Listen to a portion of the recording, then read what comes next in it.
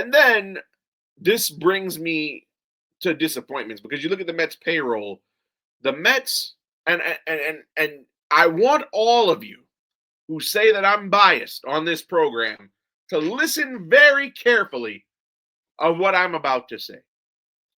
Because a lot of people have told me in private conversations, oh, you're biased. This guy could do no wrong, and you never call. Listen, I call people out when they deserve to be called out, and I got to call this guy out. I am extremely disappointed in Juan Soto. Now, I know the last time out on this program, I said I like the idea of him hitting leadoff, right? He hit leadoff in Colorado. He did pretty well in that series. Again, it was in Coors Field. Every batter loves to hit in Coors Field, but Juan Soto goes to Arizona. And for the first time in my life, I looked at Juan Soto in a Mets uniform, and I just had to shake my head and say, what's going on?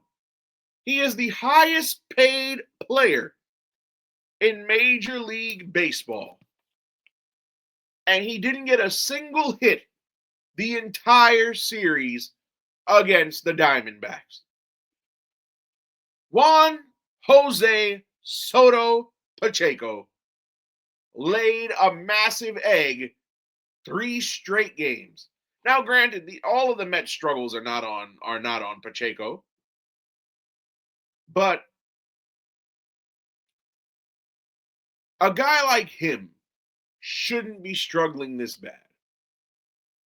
You want to look at Pacheco's output during the Diamondback series. The man had 10 at-bats. In 10 at-bats, he went 0 for 10. Juan Soto went 0 for 10 against the Diamondbacks. He did walk twice, albeit one of the walks was an intentional walk. So take that for what you will. Granted, he only struck out twice in the series. 2 strikeouts to 2 walks, but 0 for 10? That's unacceptable. He went 0 for 10 with 2 walks and 2 strikeouts. I love Juan Soto. Juan Soto is my favorite player on this team.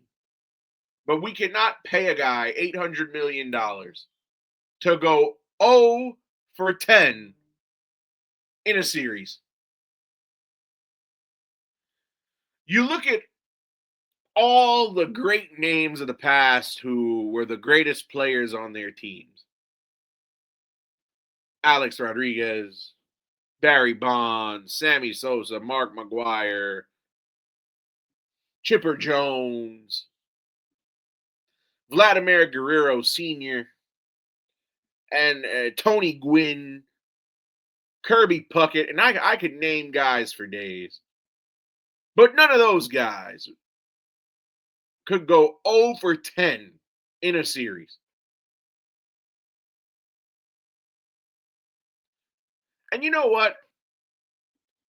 Juan Soto's body language, now I know he was hurt earlier this year, but Juan Soto's body language has been rotten as of late. It seems like he just doesn't want to be out there at times. The media catches up to him after the game, asks him if he's worried about the Mets' performance. He says no. Now, granted, you got to have your poker face on. You don't want any of the opposition to see that the struggles of the team and your own struggles are affecting you.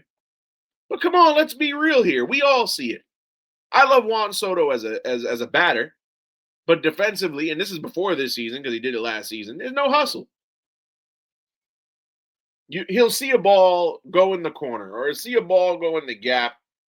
He doesn't kick it into gear to try to get the ball back into the infield as quickly as possible. He'll hot dog it, as some people will say.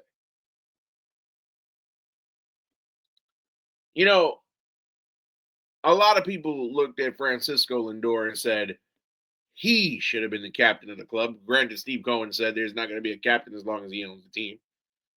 But since Soto got here, people were looking at him like it was his team. But you can't say this is my team or act like this is my team. Going 0 for 10 in a series where your team is struggling. The one game they won in the series, Pacheco didn't even contribute. The two games they lost, even worse, didn't contribute. You can't go 0 for 10 in a series when you are the highest paid player in the game today. I don't want to hear any excuses. It's the equivalent of over in the NBA. I know this is not a basketball program, but it's the equivalent of Nikola Jokic on the Nuggets, them getting bounced in the first round, and this guy is an MVP contender every single year. You can't be the highest paid or the best and put up a stinker of a performance like that. No, no, no, no, no, no, no, no, no, no, no. It's just not going to work. It can't happen. It cannot. It cannot happen. It can't happen. And then Soto, bold-faced, looks in the media and says he's not worried. I'd be worried if my best player and the guy who makes more money than anybody else in the history of this sport ever had went 0 for 10 against a team that, quite frankly, is a middle-of-the-pack team, not taking away anything from the Diamondbacks and Ildemaro Vargas and Corbin Carroll and Ketel Marte. But he not just Soto, but the entire Mets team on Saturday faced Merrill Kelly. Merrill Kelly, who had an ERA of 9.55 going in to that game Saturday. And you mean to tell me you're facing a guy with an ERA slightly south of 10 and you couldn't get a hit off of him? That's embarrassing. Juan Soto couldn't mash one off of Merrill Kelly. This Mets team in Soto, they had Merrill Kelly looking like the second coming of Randy Johnson on Saturday night. Not to mention, the Diamondbacks bullpen outside of Paul Sewell, their closer was a former Met, is not that good. And they couldn't get anything going against the Diamondbacks pitching staff. 9.55. They got to Ryan Nelson. Well, actually, no, they didn't, because the game went into extras after Nelson was pulled from the game. Ryan Nelson had an ERA north of 7. Mets were lucky to win that game that it went to extras. But Soto's got to get his head back in the game. I don't know what's going on. Maybe being away from home was the issue. But Juan Soto has got to do better. There's no excuse why Juan Soto faced a batter twice in the game. Or faced a pitcher, twice in the game, whose ERA was a tick below 10 and couldn't do anything off of him. I'm sorry. Like, I love Juan Soto, but we got to hold folks accountable on this program here. But Juan Soto, I'm completely disappointed in that series. He was starting to teeter off in the Colorado series, but you know what? Get him off leadoff. Get Juan Soto off leadoff. Put him back to 2 or 3.